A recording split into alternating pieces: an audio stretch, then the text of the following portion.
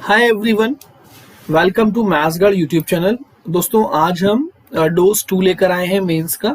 इससे पहले हम डोज 1 लेके आए थे, वहां आपने क्वेश्चंस को देखा होगा, उनकी वीडियो क्वेश्चंस को सॉल्व करा होगा वीडियो देखकर। Now come to dose 2 mains. SSC CGL में मोस्ट इंपोर्टेंट क्वेश्चंस हैं होते हैं ये। सीडीएस प्रीवियस ईयर में कहीं ना कहीं मिलता है आपको ऐसा क्वेश्चन। तो चलिए 10 क्वेश्चन का पीडीएफ होता है। मेरा यूट्यूब चैनल है मैथ्सगढ़ नाम से, आप सब्सक्राइब कर सकते हैं। टेलीग्राम ग्रुप में ज्वाइन कर सकते हैं मैथ्सगढ़ सर्च करके, और मेरा व्हाट्सएप ग्रुप है जो ये नंबर है, आप इस पर जाकर हाई लिख सकते हैं। ठीक है, चलिए स्टार्ट करते हैं question. Okay, first question. An employee is required to contribute 10% of his pay to a general provident fund if he get 13,500 as net pay in a month. Then what is the monthly general provident fund contribution? देखिए, एक कर्मचारी है, अपने वेतन का 10% वो सामान्य भविष्य निधि, जैसे हम कहते हैं ना, अपने पीएफ में जमा हो रहा है भाई, फंड में जमा हो रहा है, में अंशदान करना होता है। यदि एक महीने में उसका निवल वेतन मतलब होता है, आप समझ लीजिए, मतलब जो उसके हाथ में पैसा आ रहा है ना, 13,500 रुपये। तो मान लीजिए और कोई कटौती नहीं है, तो उसने कितना पैसा मासिक में जमा करता है वो, है ना, भविष्य निधि मासिक तौर पर। तो ऐसे समझिए कि मेरे पास सब कुछ 100% होता है, मेरी सैलरी 100% बनती है, लेकिन होता क्या है, इसमें से 10% जो होता है वो फंड में चला जाता है। कहाँ चला जाता है? फंड में। ठीक है, इसका मतलब मेरे हाथ में 90% आता होगा, मैं 90% घर लेके आ जाता हूँ। तो ये 90% है कितना? ये है 13,500। सो 1% कितना होगा? 13,500 अपॉन 90। 100% ना निकाल कर मुझे यहाँ पर क्या निकालना है? मुझे निकालना है यहाँ पर मंथली जर्नल प्रोविडेंट फंड में जो मैं बेच रहा था, वो यही तो था मंथली वाला 10%। तो मुझे 10% की वैल्यू बनानी है, मल्टीप्लाई विथ 10। सॉल्व कर लीजिए आप।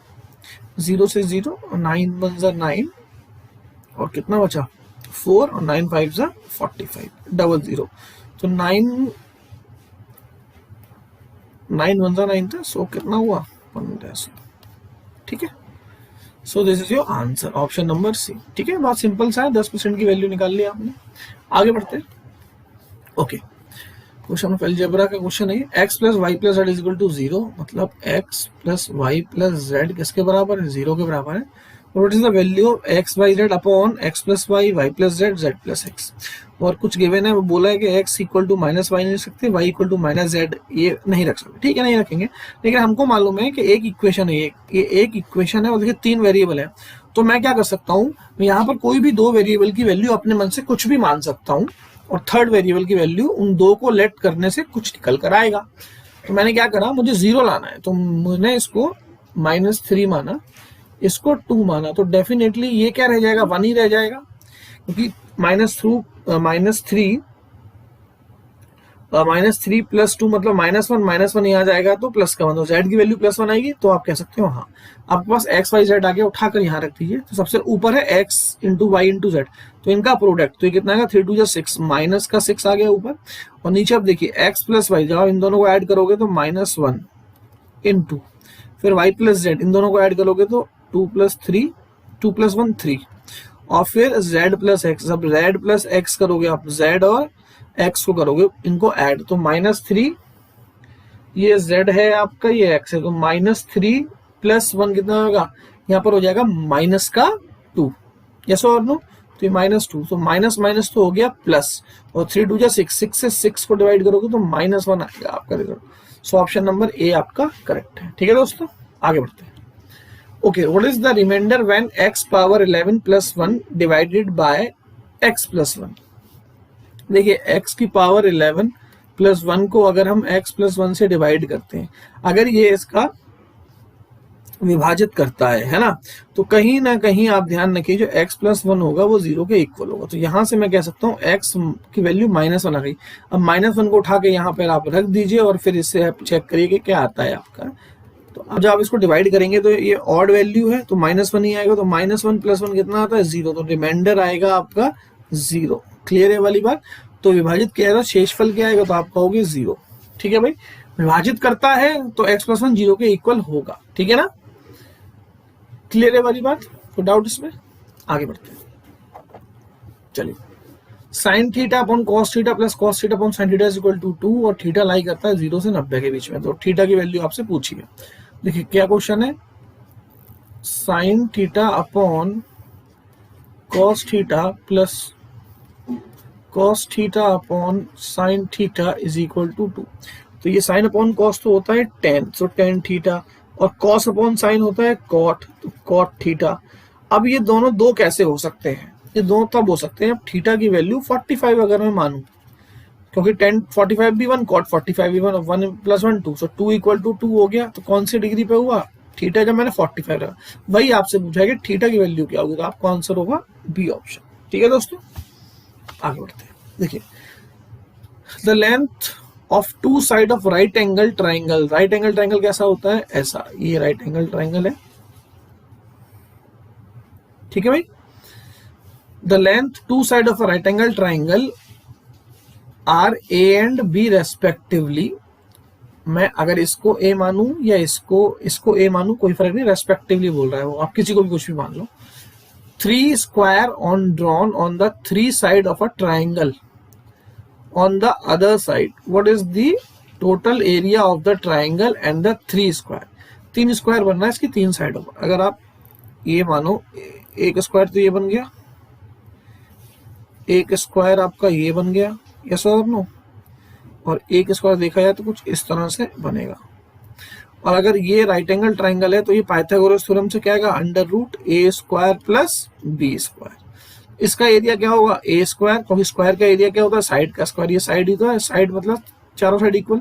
और इसका स्क्वायर क्या होगा, जब आप स्क्वायर करेंगे साइड का तो ये रूट हट जाएगा, तो इसका एरिया होगा a² प्लस b²। और ये जो अंदर वाला है तो 1/2 AB, इसका एरिया ये होगा। ठीक है, सबका एरिया निकाल लिया, सबका एरिया ऐड करो, सो a² b², तो मैं कह सकता हूँ twice of a² plus b² plus half of A B तो है ही। अगर आप देखो हाफ मतलब 0.5 AB plus twice of a² plus b², तो ऐसा कोई ऑप्शन है क्या, तो आप कहोगे ये सी ऑप्शन, देखिए बिल्कुल वही है, तो ऑप्शन नंबर सी। ठीक है ना, तो सिंपल सा क्वेश्चन था, उसकी तीनों साइडों का स्क्वायर बना दिया अपन ने। चलिए आगे बढ़ते हैं। Okay, what is x² -3x plus, लिख लेते हैं, x² -3x plus 2 divided by x² -5x plus 6, और इसको डिवाइड करा जा रहा है, मतलब ठीक है, किससे डिवाइड करा जा रहा है, इसको डिवाइड करा जा रहा है x² -5x plus 4 divided by x² -7x plus 12। तो यार ऐसे क्वेश्चनों में हमको क्या करना होता है, ऐसे क्वेश्चनों में हमें इनको फैक्टर्स करना पड़ेगा। जब इनके फैक्टर्स आ जाएंगे तो आपस में हम उनको डिवाइड करेंगे, और डिवाइड करने पर हमारे को इन चारों में से कोई एक रिजल्ट मिलेगा। तो क्वेश्चन नो डाउट थोड़ा सा लेंदी तो है, समझ में आ रही है, और क्वेश्चन नो डाउट थोड़ा लेंदी है। तो आप इसमें क्या कर सकते हो, हम क्या करें, या तो फैक्टर कर सकते हैं, पहले फैक्टर ही कर लेते हैं इसको। तो जब आप इसको फैक्टर तो बहुत ईजी है दिखने में, क्योंकि इन दोनों के कोफिशिएंट से अगर मल्टीप्लाई करेंगे तो 1 × 2 2x²। सो ये कैसे, ऐसा कैसा लिखूंगा, -2x -x, तो -2x² होगा। और इसको जब आप लिखोगे तो x² 3x -2x plus 6 into कर लेता हूं, तो ये ऊपर पहुंच जाएगा, और जब ये ऊपर पहुंच जाएगा तो 12 है, तो 12 को आप कैसे लिख सकते हो, 3 4 12, और 3 और 4 क्या होते हैं 7, 4x -3x plus 12 upon x² -5x कैसे आएगा, 4x लिखा है ये, 4x -x प्लस 4।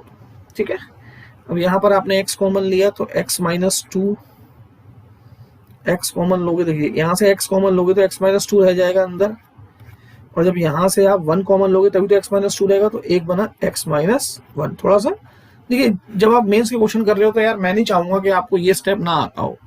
ठीक है, तो आपको हमेशा ट्राई करना है, इन दोनों में से अगर x कॉमन लोगे तो अंदर क्या बचेगा, x -3, तो पहले वो लिख लो। और यहाँ आपने x कॉमन लिया था, अब यहाँ पर भी x -3 है, तो क्या कॉमन लेना चाहिए, -2, सो x -2 यहाँ मिल गया आपको।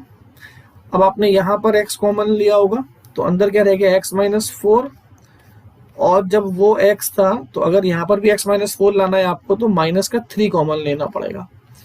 ऐसे ही नीचे जब आपने x कॉमन लिया होगा तो x-4, और जब आपने -4 कॉमन लिया होगा, है ना, सॉरी -1 कॉमन लिया होगा, तब अंदर आया होगा x-4 -1, तो एक बना x-1, x-4 तो ले ही लिया। अब आप इसको x-1 से x-1 कट गया, x-4 से x-4 कट गया, x-2 से x-2 कट गया, x-3 से x-3 कट गया, तो रिजल्ट क्या आया 1। तो आप इस तरह से इसको देख सकते हो। ठीक है, चलिए आगे बढ़ते हैं। From a solid cylinder of height 4 cm and radius 3 cm, a conical cavity of height 4 cm and of the base of radius 3 cm is hollowed out. What is the total surface area of the remaining solid? अच्छा question है। इस तरह के question पूछे जाते हैं, simple होते हैं लेकिन समझने आप ढंग से नहीं समझ पाते हो। 4 सेंटीमीटर ऊंचाई और 3 सेंटीमीटर त्रिज्या वाले एक ठोस बेलन, ठोस तो ये कोई एक बेलन है, ठीक है, तो 4 सेंटीमीटर और 4 सेंटीमीटर ऊंचाई, ये 4 का है, ये रेडियस है इसकी, ये 3 है। ठीक है, 4 सेंटीमीटर ऊंचाई और 3 सेंटीमीटर त्रिज्या वाले एक ठोस बेलन से 4 सेंटीमीटर ऊंचाई और आधार त्रिज्या 3 शंकु निकाला जाता है। देखिए सब कुछ वही है, हाइट वही है शंकु की, शंकु कुछ इसी प्रकार, क्योंकि इसकी भी उस शंकु की भी रेडियस 3 है, तो बिल्कुल सेट, दोनों की रेडियस क्या है,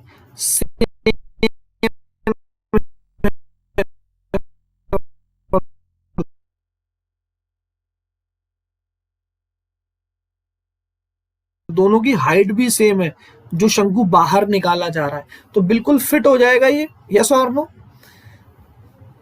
तो ठोस बचे हुए का कुल पृष्ठ क्षेत्रफल निकालिए। अब बड़ा समझना मेरी बात, ऐसे समझिए, जब आपने ये एक, ऐसे समझिए आपने एक गेंद मंगाई, बेलन के आकार की गेंद है, और गेंद में आपने इस तरह से एक चक्कू को छेड़ दिया, अंदर चक्कू को अंदर डाल दिया, और चक्कू जब आपने बाहर निकाला तो अंदर उसमें छेद हो गया। अब आपसे सरफेस एरिया पूछा जा रहा है, total surface area. Total surface area के बारे में आपको मैं आपको अपनी जनरल भाषा में बता दूं, टोटल सरफेस मतलब होता है जितना भाग आप टच कर सकते हो, जितना भाग आप क्या कर सकते हो, टच कर सकते हो। तो ये था, अच्छा इसमें से बाहर निकाल लिया है, तो क्या पार्ट बाहर निकाल लिया, ये पार्ट बाहर निकाल लिया। अब इतने पार्ट को आप ये टच नहीं कर सकते, और ये जो पार्ट है ये टच नहीं कर सकते, ये पार्ट। लेकिन क्या मुझे बताओ, पहले अंदर का पार्ट टच हो रहा था, नहीं हो रहा था, बाहर बाहर का हो रहा था ना, बस यही तो हो रहा था नीचे वाला, तो ये तो नुकसान हो गया, आपको चला गया। लेकिन ये इतना पार्ट, अब इस इतने पार्ट को तो टच कर सकते हो आप हाथ से। जब उसमें छेद हो गया, वो आपने एक चक्कू डाल के सामान बाहर निकाल लिया, उस बॉल के अंदर हाथ जाएगा कि नहीं जाएगा, और बॉल के अंदर हाथ जाएगा तो अंदर की चीज को टच कर पाएगा कि नहीं कर पाएगा, तो वो अब आपको ऐड करना पड़ेगा, जो आपको पहले नहीं ऐड करना पड़ा था, क्योंकि पहले तो आप सिर्फ बाहर बाहर से बॉल को टच कर रहे थे। समझ में आ रही बात। तो अब जो बचा है उसके अंदर बचा हुआ है आपका, एक तो ये बाहर की ये कुंडली, जिसको आप कह सकते हो 2πRh, प्लस एक नीचे वाला तो गायब हो गया, ऊपर का सर्किल तो बचा है, तो πr², और क्या बचा है, और ये बचा है कर्व सरफेस एरिया, किसी इसका curved surface area. Curved surface area में ये जिगजैग पार्ट ही आता है, नीचे वाला नहीं आता, तो इसको बोलते हैं हम πRl। तो भाई लोगों ये है आपका आंसर। अब इसमें वैल्यू पुट करिए, खोल दीजिए क्वेश्चन को, चलिए समझ में आ रही बात। तो ये 2πRh, ये पूरा बाहर वाला, ये बाहर निकाल लिया आपने, तो अंदर टच करने को मिल रहा है आपको, जो टच कर सकते हो वो टोटल सरफेस एरिया में ऐड होगा, ये ध्यान रखिए आप। ठीक है, तो मैंने क्या करा, यहां से सबसे पहले पाई बाहर निकाला, क्योंकि सारे ऑप्शनों में पाई है। अब आइए 2, आर वही है, सेम वही है। अब देखिए कॉमन, आप और कॉमन चीजें निकाल लेते हैं, क्योंकि आर भी सेम वही है, एच भी सेम है, तो मैं यहां लिख रहा हूं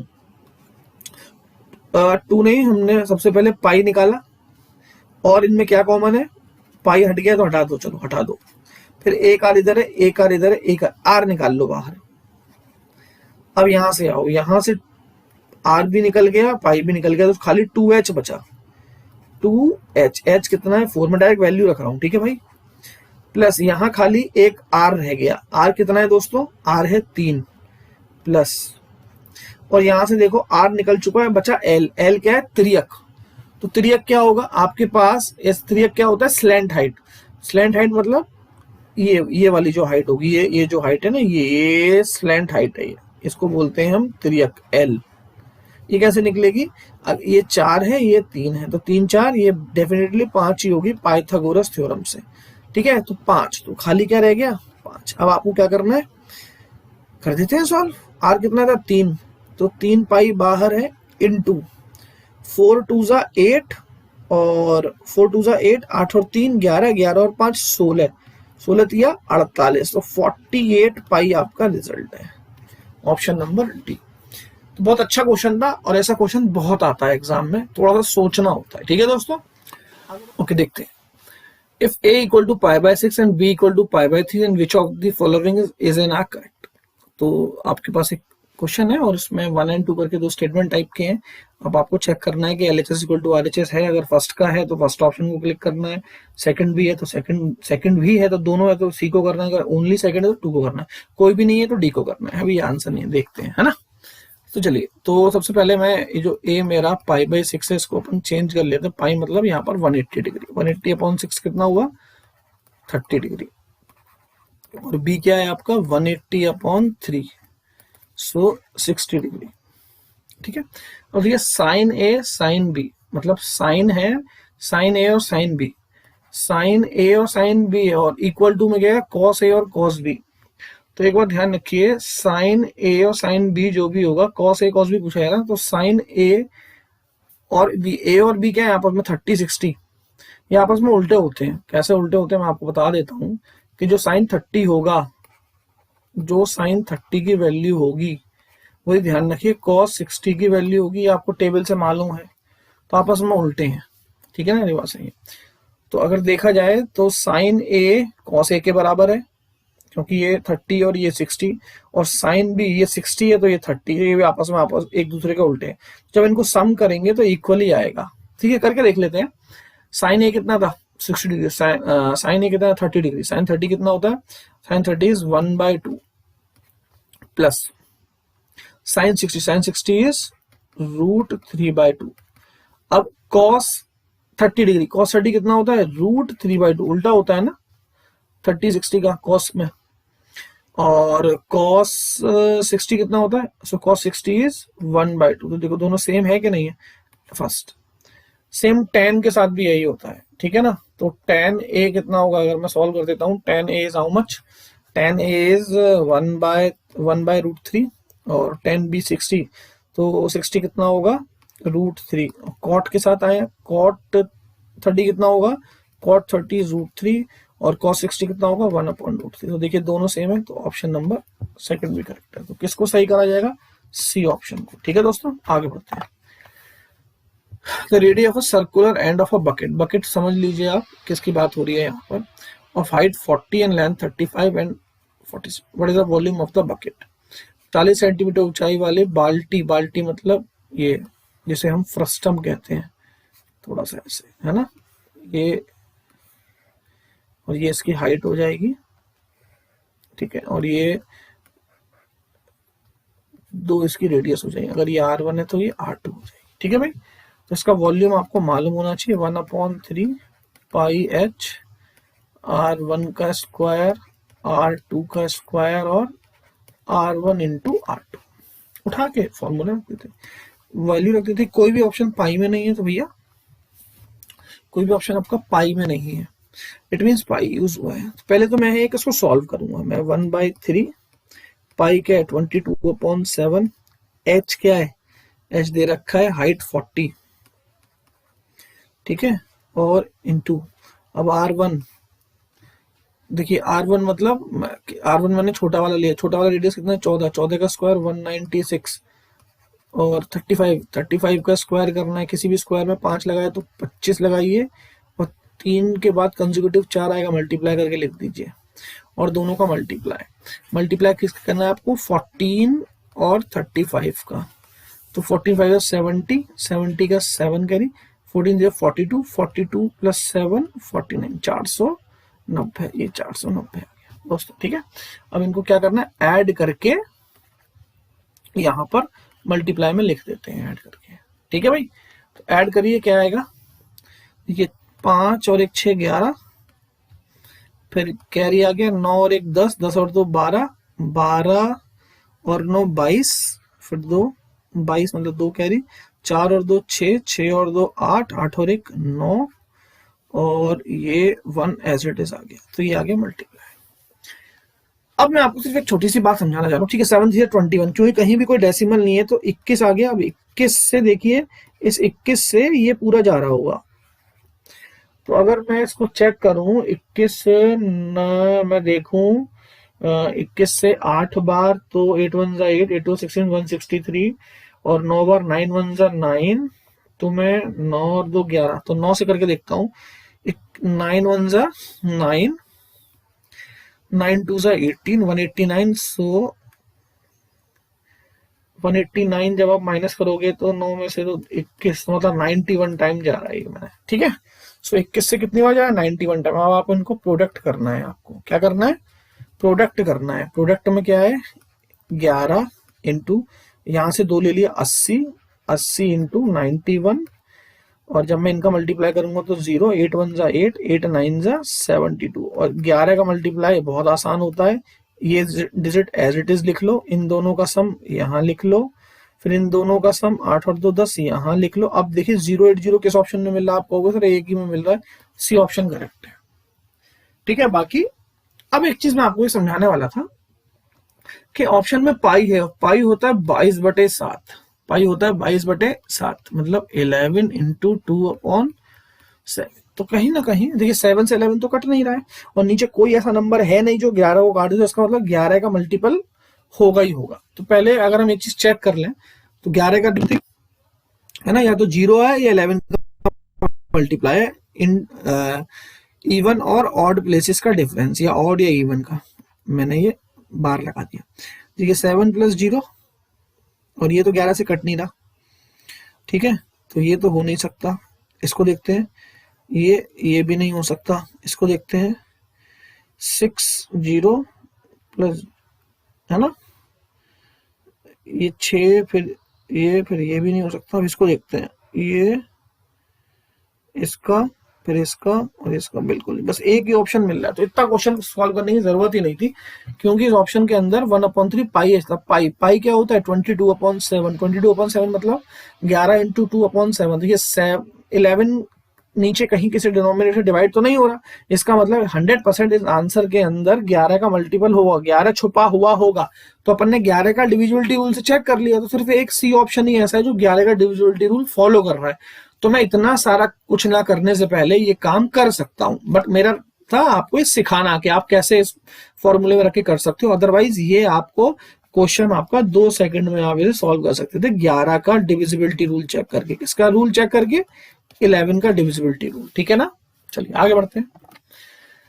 okay, if alpha and beta are the roots of the equation x², equation है आपके पास x² - 6x बराबर 0, और आपसे पूछा गया है alpha cube beta cube plus alpha square plus beta square plus alpha plus beta.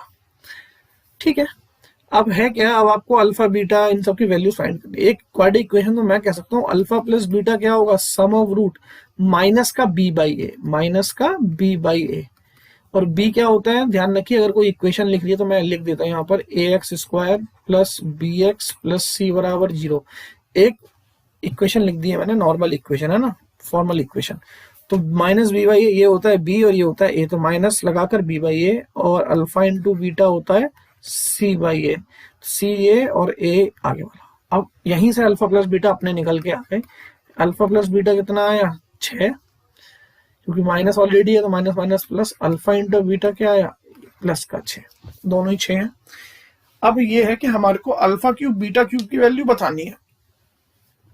तो अगर आपको ये चीज मालूम हो कि अल्फा और बीटा क्यूब को आप ऐसे लिख सकते हैं, अल्फा प्लस बीटा का क्यूब माइनस 3 अल्फा ब्रैकेट में अल्फा प्लस बीटा। ठीक है, चलिए सॉल्व कर लेते हैं। और अल्फा स्क्वायर और बीटा स्क्वायर को आप कैसे लिख सकते हैं? अल्फा प्लस बीटा का square minus 2 alpha into beta. ठीक है दोस्तों, उठा के यहां रख देंगे क्योंकि ये वाली वैल्यू तो हमको मालूम है 6 है। अब मुझे अल्फा स्क्वायर बीटा स्क्वायर निकालना है, तो यहाँ पर देखिए अल्फा प्लस बीटा क्या है? 6, 6 का स्क्वायर 36 माइनस 2 और 2 6 12, 6 में से 2 गए 4, 3 में से 1 गया 24, तो ये आ गया 24, 24 रख दिया। अब यहाँ ये 6 का cube 216 minus alpha beta, alpha into beta कितना है? 6, 3 6 18 और अल्फा प्लस बीटा कितना है आपका? 6। अब मल्टीप्लाई करेंगे तो मैं जानता हूँ 216 माइनस कितना होगा? 9 6 54, 54 का डबल करेंगे तो 10 54 54 108 माइनस कर दीजिए। 16 में से 8 गए 8, 10, अब यहाँ रह गया 10, 20 में से 10 गए 10 ही आएगा 108। ठीक है, तो ये आ गया 108। उठा के यहाँ रख दीजिए, छोटी सी कैलकुलेशन ऐड कर लीजिए। 6 और 4 10, 10 और 8 18, 2 18 1 करी 3, 3 और 10 13, 138। So option number B. तो आई होप यहाँ तक आपको चीजें समझ में आई होंगी और ये अच्छे क्वेश्चंस हैं। आप मेरे क्वेश्चंस को करा करिए, मैं आपको बता रहा हूँ बहुत हेल्प करेंगे। अच्छे क्वेश्चन अगर आप देने जा रहे हो तो समझ में आ रही बात, चाहे वो पुलिस का एग्जाम हो, चाहे वो यूपी ट्रिपल एससी का एग्जाम हो, चाहे आप सीडीएस का प्री देने जा रहे हो, चाहे आप एसएससी देने जा रहे हो, सब में आपकी हेल्प करेंगे। Thank you guys, thank you guys.